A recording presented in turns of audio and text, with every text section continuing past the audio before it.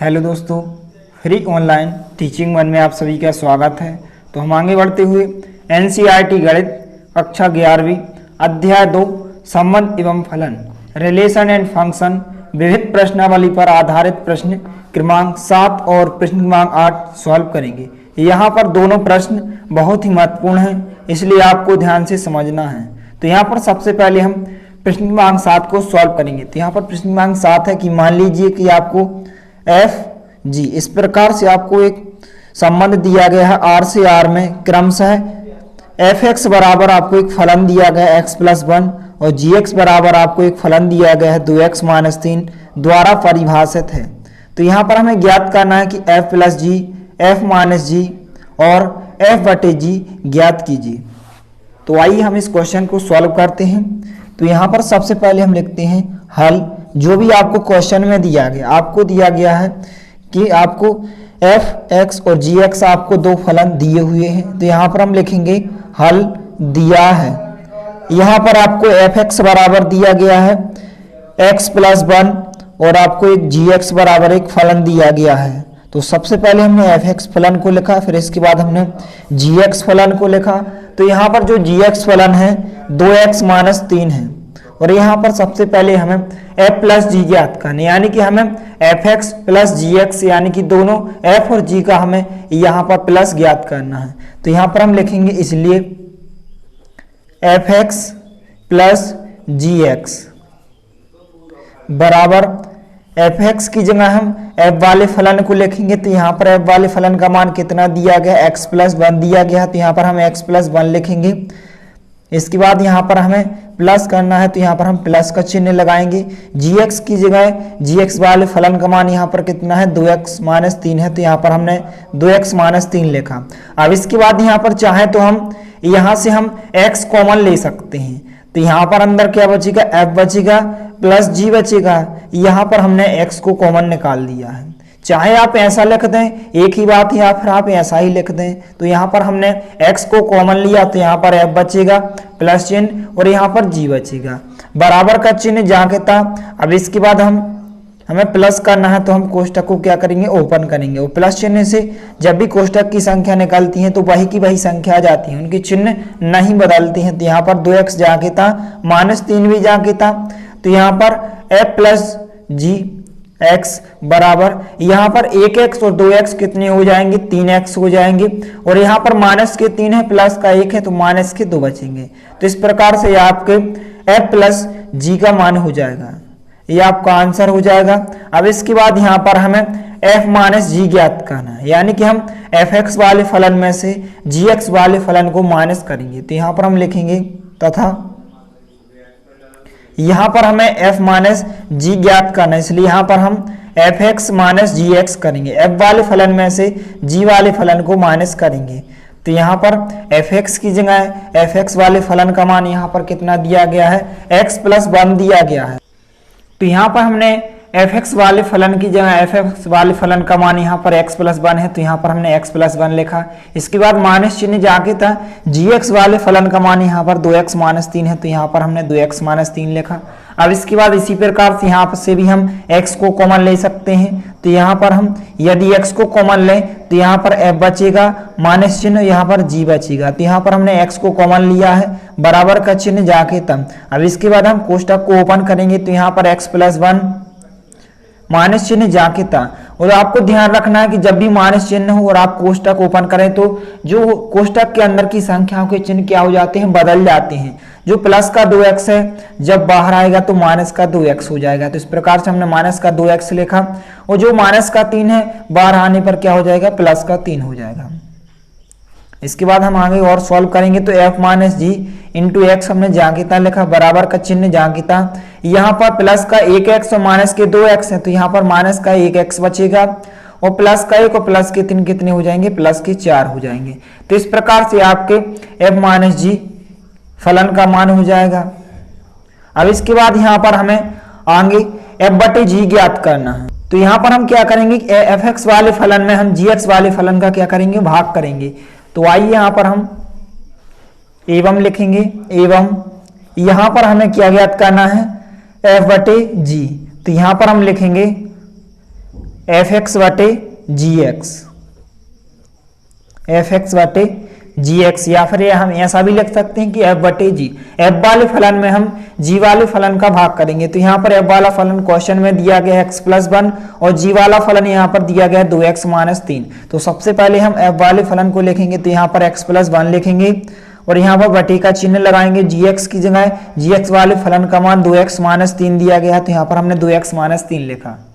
अब इसके बाद चाहे तो हम इसको ऐसा भी लिख सकते हैं कि एफ बटे जी लिख दें और यहाँ पर हम x को कॉमन निकाल लें, तो इस प्रकार से यहाँ पर हम लिख सकते हैं बराबर का चिन्ह जाके था और यहाँ पर x+1 और 2x-3, यही आपका आंसर हो जाएगा, एफ बटे जी x का मान हो जाएगा। अब इसके बाद यहाँ पर हम ऐसा भी लिख सकते हैं कि जो x का मान होगा वह 2/3 के बराबर नहीं हो सकता है। क्यों नहीं हो सकता है? यदि हम इस वाले 2x-3 को हम 0 के बराबर ले लें, इसको आपको रफ में करना है। जैसे यदि हम 2x-3 को 0 के बराबर ले लें, तो यहाँ पर यदि हम -3 का पक्षांतर इस तरफ करेंगे तो +3 हो जाएंगे और यहाँ पर जो गुणा की संख्या होती है वह बटे में आ जाती है, तो यहाँ पर 3 के बटे कितने हो जाएंगे? 2 हो जाएंगे।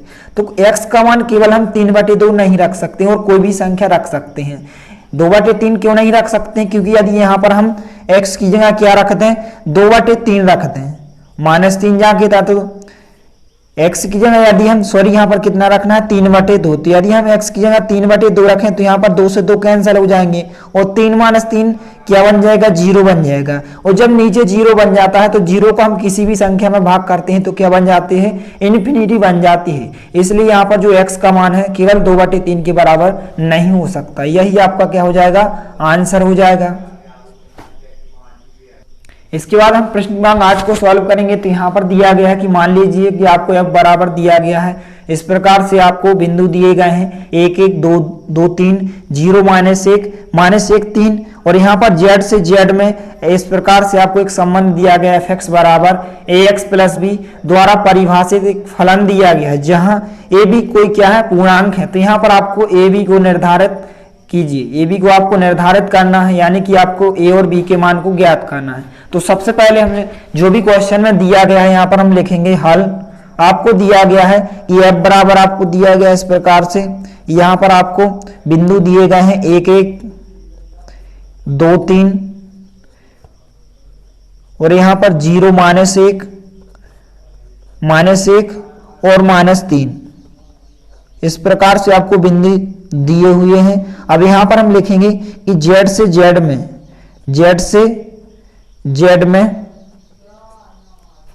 एक क्या है? रैखिक संबंध है। यही तो आपको दिया गया है कि रैखिक संबंध है या रैखिक फलन है। z से z में एक रैखिक फलन है। तो यहां पर आपको एक रैखिक फलन दिया गया है f(x) बराबर ax + b, इस प्रकार से आपको क्वेश्चन में दिया गया है। अब इसके बाद यहाँ पर हमें a b को निर्धारित करना है, a और b के मान को हमें ज्ञात करना है। तो आपको कुछ नहीं करना है, आपको क्या करना है कि यहाँ पर आपको बिंदु दिए हुए हैं। आपको क्या करना है कि यदि आप पहले बिंदु को लें, यहाँ पर पहले बिंदु को लें और यहाँ पर पहले बिंदु, यहाँ पर जैसे यहाँ पर यदि हम 1 1 को लें तो यहाँ पर पहला मान जो होता है x का होता है, दूसरा होता है y, दूसरा मान किसका होता है? y का होता है। तो यहाँ पर f(x) हमारा क्या होता है? y होता है। तो f(x) की जगह हम y का मान रखेंगे या f(x) को ही हम क्या कहते हैं? y कहते हैं। तो हम y की जगह y का मान रखेंगे या फिर f(x) की जगह f(x) का मान रखेंगे और यहाँ पर x की जगह x का मान रखेंगे और इसको हम सॉल्व करेंगे। इसको हम एक समीकरण बनाएंगे। जब हम दूसरे बिंदु को रखेंगे तो यहाँ पर हम f(x) यानी कि आपकी y की जगह y का मान, यही आपका क्या होता है? f(x) होता है। तो हम f(x) की जगह 2 रखेंगे और x की जगह 3 रखेंगे। इसको हम समीकरण 2 बनाएंगे। तो इस प्रकार से आपके 2 समीकरण बनेंगे और दोनों समीकरणों को आपको किसी भी विधि से सॉल्व कर देना है और सॉल्व करने पर आपको a और b के मान प्राप्त हो जाएंगे। चाहे तो आप इस और इस बिंदु को रख सकते हैं, इस और इस युग्म को रख सकते हैं, इस और इस युग्म को भी रख सकते हैं। इन चारों युग्मों में से चाहे तो आप किसी भी 2 युग्मों को रख सकते हैं और आपको 2 समीकरण बनेंगे और 2 समीकरणों को आपको सॉल्व कर देना है। तो इस प्रकार से आपको आंसर प्राप्त हो जाएगा। तो यहाँ पर हम लिखेंगे, यहाँ सबसे पहले हम एक एक बिंदु के लिए यहाँ पर f(x) में रखेंगे। तो यहाँ पर हमने लिखा 1 1 के लिए जी यहाँ पर हमारा fx फलन है, इस वाले फलन में हम fx की जगह 1 रखेंगे, क्योंकि यहाँ पर fx ही हमारा क्या होता है, y होता है, तो हम y की जगह 1 रखेंगे। पहला मान होता है x का, दूसरा मान y का होता है, तो यहाँ पर हम 1 के लिए इस वाले फलन में रखेंगे। तो यहाँ पर fx की जगह हम क्या रखेंगे, 1 रखेंगे। जो पहला मान होता है x का होता है, दूसरा मान y का होता है, बराबर का चिन्ह जाके था, ए भी जाके था, x की जगह पहला बिंदु x का होता है, तो यहाँ पर x की जगह हम क्या रखेंगे, 1 रखेंगे, प्लस बी जाके था। अब इसके बाद 1 बराबर क्या हो जाए, 1 का गुणा 1 में होगा, तो यहाँ पर 1 ही आ जाएगा, प्लस बी। इसको चाहे तो हम इस प्रकार से भी लिख सकते हैं कि a प्लस बी बराबर क्या हो जाएगा, 1 हो जाएगा। इसको यदि हम समीकरण नंबर 1 नाम दे दें। अब इसके बाद हम दूसरे बिंदु को रखेंगे तो हमारा दूसरा समीकरण बनेगा। आप चाहे तो किसी भी बिंदु को रख सकते हैं, केवल आपको 2 बिंदुओं को रखना है, 2 युग्मों को रखना है। अब इसके बाद हम लिखेंगे, अब हम 2 3 के लिए यहाँ पर रखेंगे, तो यहाँ पर हम लिखेंगे 2 3 के लिए, 2 3 के लिए इस वाले फलन में रखेंगे। तो fx हमारा क्या होता है, y होता है, तो y यहाँ पर y का मान कितना दिया गया है, 3 दिया गया। पहला मान होता है x का, दूसरा y का होता है, तो यहाँ पर हम fx की जगह क्या रखेंगे, 3 रखेंगे, बराबर का चिन्ह जाके था, a जाके था, x की जगह यहाँ पर हम 2 रखेंगे, प्लस b। अब इसके बाद इसको हम थोड़ा सा सॉल्व करेंगे, तो यहाँ पर 3 जाके था, 2 का गुणा a से होगा, तो यहाँ पर 2a आ जाएंगे, प्लस b जाके था। इसको चाहे तो हम इस प्रकार से लिख सकते हैं कि 2a प्लस b बराबर 3। अब यहाँ पर आप देख सकते हैं कि यहाँ पर आपके 2 समीकरण बन चुके हैं।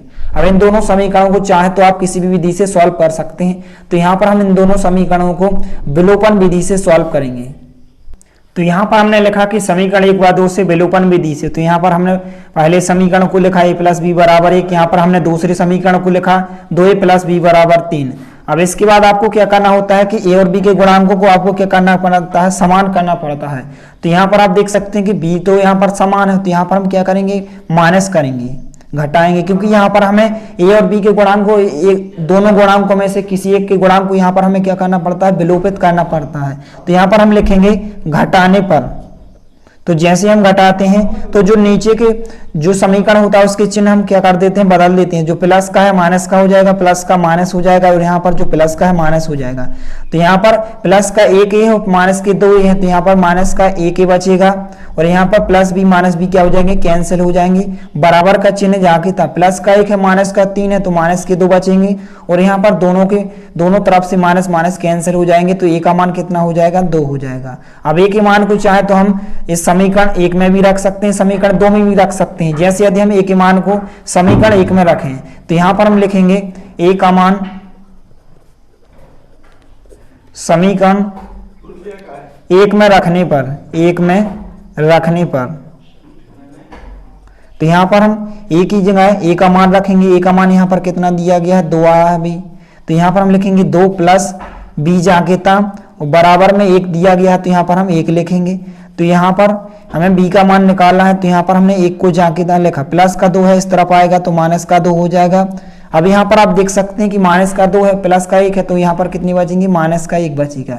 तो इस प्रकार से a का मान कितना हो जाएगा, 2 हो जाएगा, b का मान -1 हो जाएगा। तो यहाँ पर आप लास्ट में लिख भी सकते हैं, अतः a का मान कितना होगा, 2 होगा, और b का मान -1 होगा। तो इस प्रकार से आपको इन दोनों क्वेश्चन को अच्छे से तैयार कर लेना है।